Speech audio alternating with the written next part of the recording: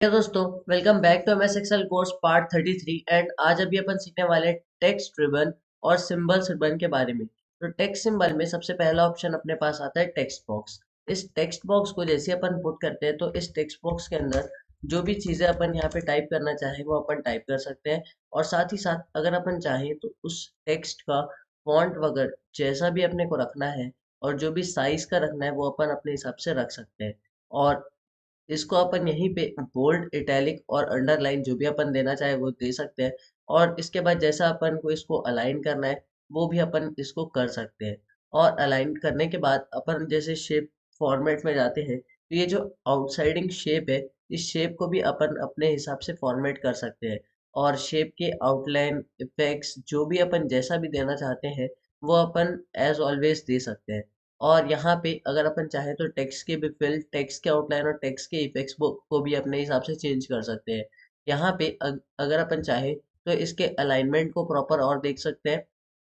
साथ ही साथ अगर अपन चाहें तो इस तरीके से इस टेक्स्ट बॉक्स को रोटेट भी कर सकते हैं। नेक्स्ट यहाँ पे ये आता है कि ये जो साइज है बॉक्स का वो भी अपन इंक्रीज और डिक्रीज कर सकते हैं और सेम फॉर विड्थ। ठीक है, तो इस तरीके से जो पूरा कॉन्सेप्ट था टेक्स्ट बॉक्स का वो काम करता है। नेक्स्ट यहाँ पे टेक्स्ट रिबन में आता है header and footer.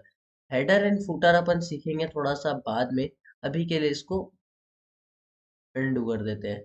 Next option यहाँ पे आता है वर्ड आर्ट। वर्ड आर्ट भी सेम रहता है कि अगर आपको कोई स्पेशलाइज्ड वे में कोई टेक्स्ट को प्रेजेंट करना है तो वो आप कर सकते हैं। और वही सारे ऑप्शन जो आपको टेक्स्ट बॉक्स के लिए मिलते हैं वो वर्ड आर्ट के लिए भी मिल जाते हैं। ठीक है, तो अभी अपन अपन इसको ऐसे पुट कर देते हैं एंड इसको कर देते हैं ऐसे। फिर अपन आते हैं इंसर्ट टैब में, टेक्स्ट रिबन में। एंड यहाँ पे नेक्स्ट चीज आती है सिग्नेचर लाइन। माइक्रोसॉफ्ट ऑफिस का सिग्नेचर लाइन आपको क्या करते हैं कि अगर आप कोई भी पेज इनपुट कर रहे हैं तो वहां पे आप एक सिग्नेचर का सेक्शन ऐड कर सकते हैं। सपोज ये मेरा नेम है एंड इस नेम के बाद यहाँ पे मैं क्या हूँ, मैं मैनेजर हूँ, सीईओ हूँ, सीए हूँ। तो मैं इस टाइप से वो दे सकता हूँ। और यहाँ पे मैं जो चाहूँ वो अपने हिसाब से ईमेल एड्रेस डाल सकता हूँ। और इन सब को करने के बाद मैं साइनर को अलाउ कर सकता हूँ कि कमेंट्स ऐड करे और सिग्नेचर डेट के साथ सिग्नेचर लाइन ऐड कर सकते हैं। ठीक है, अपन इसको जैसे ही ओके करते हैं तो यहाँ पे इस तरीके से एक सिग्नेचर बॉक्स ओपन होके आता है। और इस सिग्नेचर शेप में जो भी अपना XYZ नेम पर्सन है वो यहाँ पे साइन आउट कर सकता है। तो ये भी अपन अपन अपने पेजेस में पुट कर सकते हैं। नेक्स्ट यहाँ पे बात आता है ऑब्जेक्ट्स का। अब ऑब्जेक्ट्स कैसे वर्क करता है, देखो सपोज आपके पास अगर कोई ऑलरेडी प्रिपेयर्ड डॉक्यूमेंट है, कोई वर्ड डॉक्यूमेंट है या कुछ भी है तो उसको भी आप यहाँ पे पुट कर सकते हैं। सपोज मैं जाता हूँ यहाँ पे पेंट ब्रश के पिक्चर वाले सेक्शन में, मैं करता हूँ इसको ओके। तो यहाँ पे एक पेंट ब्रश का सेक्शन खुल के आ गया। मैंने इस साइज को इंक्रीज कर दिया। साइज इंक्रीज करने के बाद मैंने ब्रश लिया और मैंने यहाँ पे लिख दिया सब्सक्राइब, SCRIB। और इसको मैंने कर दिया कट। Cut means okay. अब जैसे ही मैं इसको कट कर देता हूँ तो यहाँ पे जो मेरा पूरा मैंने प्रिपेयर किया था वो यहाँ पे इस फॉर्म में कुछ आ जाएगा। और इसको मैं जैसा भी पुट करना चाहता हूँ मैं वैसा वहाँ पे पुट कर सकता हूँ। तो ये एक फॉर्म रहता है जिसके थ्रू आप कुछ भी चाहे तो पुट कर सकते हैं और उसको एडिट कर सकते हैं अपने हिसाब से। और इस ऑब्जेक्ट के थ्रू आप कोई भी वर्ड डॉक्यूमेंट, सपोज मैं यहाँ पे कोई वर्ड डॉक्यूमेंट को पुट करके ले आता हूँ, like word document, Microsoft word document में गया। तो इस तरीके से मेरा वर्ड डॉक्यूमेंट आ चुका है। अब मैं यहाँ पे अगर कुछ भी चीज़ें टाइप करता हूँ तो वो वर्ड डॉक्यूमेंट के फॉर्म में आ रही होंगी। ठीक है, तो वो भी अपन कर सकते हैं।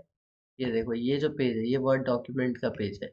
यहाँ इसके अंदर अपन का वर्ड डॉक्यूमेंट खुल गया। अब अपन यहाँ पे कुछ भी टाइप कर रहे हैं वर्ड्स में तो वो वर्ड्स आ रहा है। ठीक है, और इसको अपन करते हैं एंटर, ESC।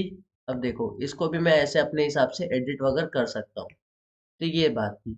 नेक्स्ट यहाँ पे इंसर्ट टैब में सिंबल्स ग्रुप आता है। सिंबल्स ग्रुप में आपको दो ऑप्शन मिलते हैं। इन दो ऑप्शंस में एक है इक्वेशन, दूसरा है सिंबल।